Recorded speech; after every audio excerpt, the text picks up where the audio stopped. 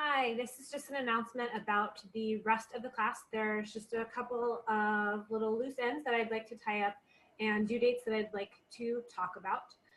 So in this recording, I'm going to talk about the rest of the class. I'm going to talk about places where you can do your environmental rating scale paper, when that is due, some changes in the reflections that will be coming up, and also the final as well. So I'm going to get more into the Eckers paper, but right now, on the syllabus, it said that there'll be 11 reflections. I think right now, I'm gonna change it to 10 reflections, so that will take 10 points off of the total syllabus points. So instead of being 220, it'll be 210 total points. By taking off a weekly reflection, I'm going to give that extra week to students so that they can have 2 whole weeks to work on their Eckers paper. The paper itself is not a tremendously long paper. It's only about 3 to 4 pages. It's primarily an opportunity for you to go out and to observe a classroom using the environmental rating scale. And I'll go into that a little bit more in the beginning. But after some reflection on just the class, I really wanted to devote 2 whole weeks to using the environmental rating scale. I know some of you are new or a bit unfamiliar with early childhood education, and having 2 weeks to kind of spend really immersing yourself in classrooms and environmental rating scales, and having 2 weeks in order to go out and to observe would be really helpful for you guys. So I'm taking off 1 reflection, so the total points in the class will be 210. If anybody has any questions or concerns, please just shoot me an email. Right now, though, I am going to share this screen with our class on Canvas, so you can kind of try to visualize the rest of the semester. All right, let's see, there we are. We are in week 12. So the end of semester video will go right into here, and it'll be this video that you guys are hopefully watching that has a lot of really important information. So we're in week 12. Next week, in week 13 and in week 14, we will be using the environmental rating scale, and you will need a classroom to observe it. If you are currently in the field, go ahead and use a classroom in your own program. I would highly suggest not using your own classroom, using another classroom that you can be a bit more objective on, and write with kind of a clearer head and clearer picture of using the environmental rating scale. But if you're working in a preschool or an infant toddler program, school age program, go ahead and use your facility.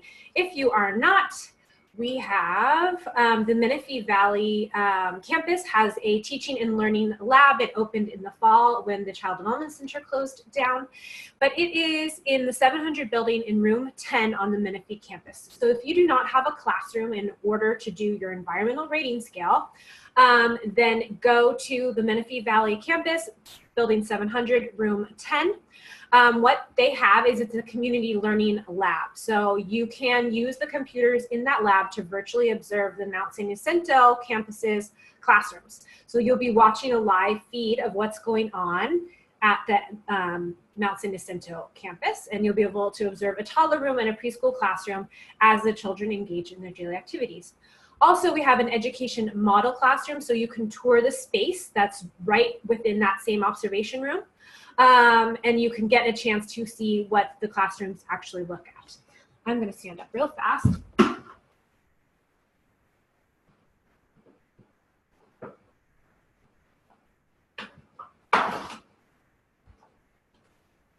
So this is the environmental rating scale that I've been talking about. So you will actually need to have this when you are doing your observation as well. And this one, the yellow one, is called the Early Childhood Environmental Rating Scale. There's also an infant toddler, there's a school age, and there's a management one as well. You need to have the school age one, or the infant toddler, or the early childhood one. I don't care which one you have, as long as you have one of these.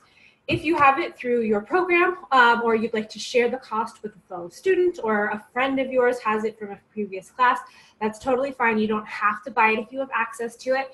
If you don't have access to it, I believe it's in the bookstore, and you can also get it really, really cheap on Amazon, or I believe you could possibly even look at it at our libraries as well. So you will need this when you go to the TEDS Teacher Education Lab classroom and the observation room as well.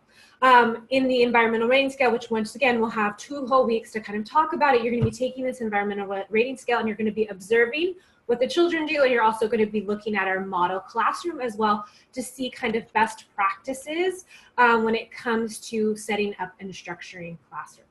So for some of you, this sounds totally new. You've never done an environmental rating scale. Have no fear. The best thing to do is to order or get your hands on this early childhood environmental rating scale. That looks like that. Once again, there's an infant, toddler, and a school age as well. Early childhood would probably be best suited to what we have here in Menifee Valley at the lab classroom. So you're going to want to have that. And then you're also going to need to have your student ID. And then you're going to probably most likely want to check the hours for our teaching and learning lab that's at the Menifee Valley campus. You might want to call or head over there and ask what their specific hours are because you're having a live feed with the Menifee Valley, with the San Jacinto campus school. So you're getting a live, like there's cameras and you're watching it in Menifee, but you're looking at the San Jacinto campus. So when the children are sleeping during nap time in the middle of the day, it wouldn't be a great time for you to do your observation. So heading over there or shooting them an email or giving them a call, most likely if you're already on campus, just walking over and talking to them about it so that you can log into the computer stations, you can observe the classrooms, and then you can go to the lab school as well. The most important thing is that you have your student ID and you sign in with a lab assistant as well, who is definitely there to help you. But I would check and make sure that their hours are consistent and that you'll be able to observe there within that time frame. Once again, if you have access to your own classroom, then go ahead and you can use your own classroom. Once again, this is not due in this week or even next week, it's due in 3 weeks. So I'm gonna go back to, so we are here in week 12. This is going to be due on May 5th. So it's actually gonna be done in week 15. In week 13 and week 14, we will be spending our time working on learning, once again, this environmental rating scale. So most of the class on those 2 weeks will be how to do the environmental rating scale, how to write it up, how to do plan of actions, how to support staff in using it. All of those issues with assessment, evaluations, rating scales will be done in depth during these 2 weeks. Sometime in these 2 weeks, after you feel that you have a great understanding of the environmental rating scale, you either go to your school, a friend's school, or go to the Menifee Valley campus and use our lab classroom, and then you will write it by May. So once again, I just wanted to let you guys know about that paper. In week 13 and week 14, more of the information about writing the paper will come available to you, but I don't want to get ahead of myself. We need to understand this before I give you the paper. Some of you have been using this for years. Great, you're a bit of a head start. Some of you, it's new to you, and some of you are newer to this field, and you're going to have to learn a bit on your feet as well. So I'm going to try to give you as in-depth about the environmental rating scale as possible and then these 2 weeks, and then it will be due on May 5th. Looking forward even more, we will be going over some time management because it's a huge concern when you run centers and you have staff and you have children. We'll do a very, very thorough review for the final. So the week 17 will be all online final. I'm sorry, an all online review for the final. So on Monday, where am I? So on Monday, May 13th, I will release a very thorough final review. Every question, it's going to be essay questions. So I will post a few essay questions and you will get the chance to review them, research them, think about them, start writing out your responses. And then for the actual week 18 final that will also be online, I will pick some of those essays and that will be your final exam. So I'm going to give you the chance to have seen all of the questions that will be on the final and prepare for it. But you'll probably, I think, most likely, I think I will give you 8 to 9 essay questions, and then I will pick 4 to 5 of those, and that will be your actual final. So week 17 from May 13th to May 15th, so Monday, Tuesday, and Wednesday, that will be your online review. And then I will open up the actual final on May 16th, which is a Thursday, and then it will be due on May 22nd. May 22nd is a Wednesday. That is the last day of the semester. I have to have your finals by that day. I am trying to be as accommodating as possible because I know most of you are professionals. You're working part-time or full-time. You have busy lives with families and commitments and things like that. So I'm opening it as soon as I possibly can, and I'm shutting it at the very last moment. Right now, write down, put in your phone, give yourself a reminder, tattoo it on your forehead. I don't care how you do it, but make sure that you have a way to hold yourself accountable that the final is due Wednesday, May 22nd at midnight. I will do grades the next day. I know a lot of you are probably waiting on this class or other child development classes in order to get a permit or anything like that. So I do try to get my grades in as soon as possible so you guys can get your transcripts and hopefully get a raise and a bit more money. So that means that I have to do grades the next day. So if your final is not in by midnight on May 22nd, I will not have the opportunity to grade it and you will earn a lower grade. It's not the grade that I give you, it's the grade that you earn. And that's why I'm trying to get this out ahead of time. And I know I went over it in the first week, and I know some of you are rolling your eyes that I'm making such a big deal about it. But every single semester when I'm teaching online classes here at Palomar that are about management and administration, the week gets busy, you're at work, you're with your family, somebody gets hurt, somebody gets sick, there's a baseball game, something like that, and people will miss out and they will forget about the final because you're so on autopilot after 18 weeks that everything is due on Sunday. It's not due on Sunday, but this is the last day that I can give you.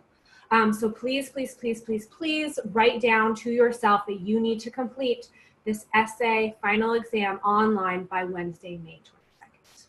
All right, so that is this kind of announcement video that I wanted to do for you guys.